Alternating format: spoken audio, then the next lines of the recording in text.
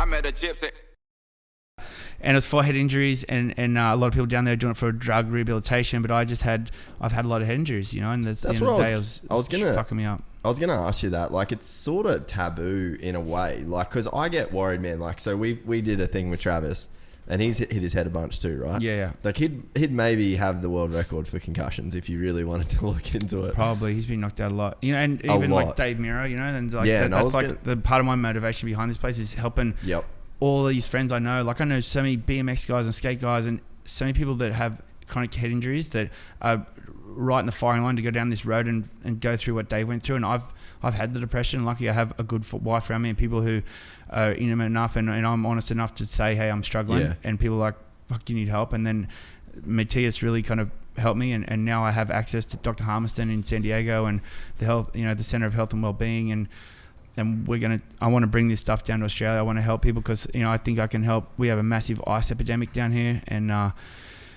people around the world are struggling. You know, the people are addicted to opiates and sugar, and you know, people are in a lot of debt, and you know, and it's we're sort of set up to fail in a lot of ways. Yeah, I mean, look at these shit's going on around the world, man. It's a crazy place. I just want to try and do something positive. But well, that's I think that people would get worried about, like, say the Dave Mirra thing, right? Yeah. And you're seeing it in football, and it's like, it's sort of taboo to talk about, but for you to openly sit here and say, like, yeah, I was depressed and yeah, I had this and I was struggling with that, like, that's fucking big, man. Like, I think just even you talking about it, because like, we did a shoot with Travis and he was doing a water crossing, and I fucking took my shoes off, man, just in case he hit the water and knocked himself out. Like, hitting the water. You're a good man, but I think it was because of what happened with you. Like, me scaring you. I was legitimately worried that, like, because that's always been a thing with me, is like, I'm supposed to film you guys doing crazy shit, but like, am I going to be the one that fucks somebody up and or you know can't help him in the time when I can't help him? Yeah. So, you know, that's for noble. me, I'm there. Like, I legit took my shoes off in case I had to jump in and get him out of the water.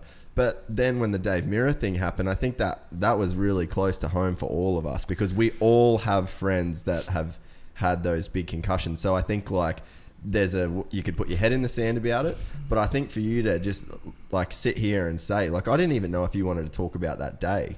Yeah. You know what I mean? Because it I'm is an open like book, dude. I'm like, there was a time when I used to be scared of talking about stuff, and I can understand that a lot of people would be, but obviously there was a time at school where I'd never thought I'd be able to public speak and stuff like that, but I got no problems now. Like, I'm a transparent book, and I'll just say it how it is, and you know, whatever. To a certain point, it's going to help people, man. That's like, all. My only concern. I just want to help people.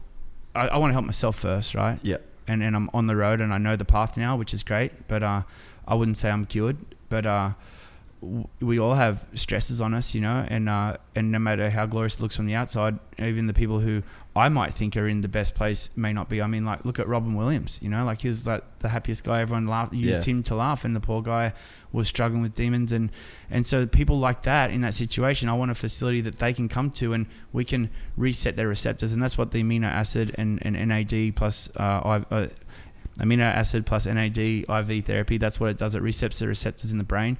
So, you know, if you've got a chemical imbalance and you're feeling the slide, I want to be able to have somewhere where people can hit up there and be like, hey, Matto, I need some help. I need to come to your place, like, fix me. And I like to think that I have a very understanding. Well, you've got so much first-hand experience with the express route for people. That's and I think that it's sort of like what I was saying before, even when we were talking about, like, Amy being there as like a logistical part of, like, actually helping. Like, when you're on that extreme end of the spectrum, like, I think there's just, life is about balance, right? And 100%. If you're a person, like, I've got a friend and he could be fucking anything he wants to be. Like, this dude has so much talent, but he's got so many demons. Yeah, and I mean, I can relate to that in a way. We all have those guys. And it's sad, right? Because, you know, you're worthy of so much more. You've got the potential, but then for as much potential if only you the have head for was light, right or whatever. Yeah, but for as much potential you have in your life for light, you have for darkness. So if you've got this potential to be this crazy, flamboyant, boisterous, massive, huge personality, like Travis is another good example. You cannot have more fun around a human than Travis Pastrana. But the guy's had night terrors his whole life.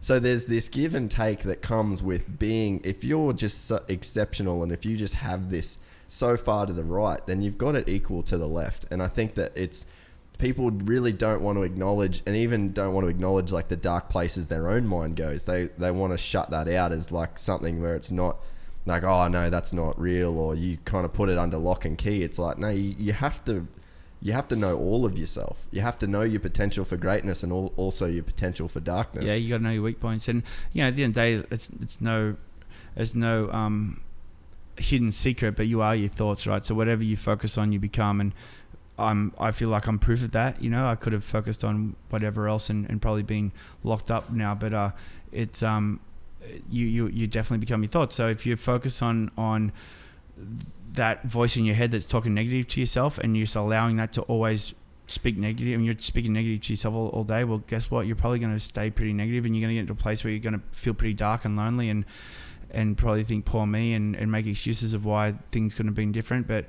or you can be like, I'm going to shut this voice up. I'm going to, you know, it's all a decision you make. You're like, I want to smile today. Yeah, I agree with that. And you know, even I've had friends come to me that I'm like, what's going on, man? Like, I can tell you're upset, you know. And I've had buddies cry on my shoulder, and I've taken them under my wing, and I've done stuff all I can for them, and I've seen them be so depressed, and I'm like, all right, you know, it's awkward to have that, especially as guys, you know, we're 30-year-old males. It's hard to like. But well, there's a picture that gets painted of masculinity. Yeah, and people are afraid to. You don't want to let that down. Yeah, but at the end of the day, I mean, we're at a time and place where we have to be open about. Like, there's stuff going on, you know, with suicide prevention. My buddy Sam from up the coast, he does this thing called Save a Mate, which I think's awesome, and he rides his pit bike from Brisbane to Melbourne to raise awareness for suicide prevention, and it's just. I'll get it out in a minute. Specifically for males. Yeah. Because of the masculinity thing, they don't want to talk about it, and especially out here in the Aussie culture, everyone's big and burly and got beards. I was just looking. If you enjoyed this content, please like and subscribe. And to listen to the full 3-hour podcast, search Gypsy Tales in your favorite podcast platform or click the link in the description below. Gypsy Gang.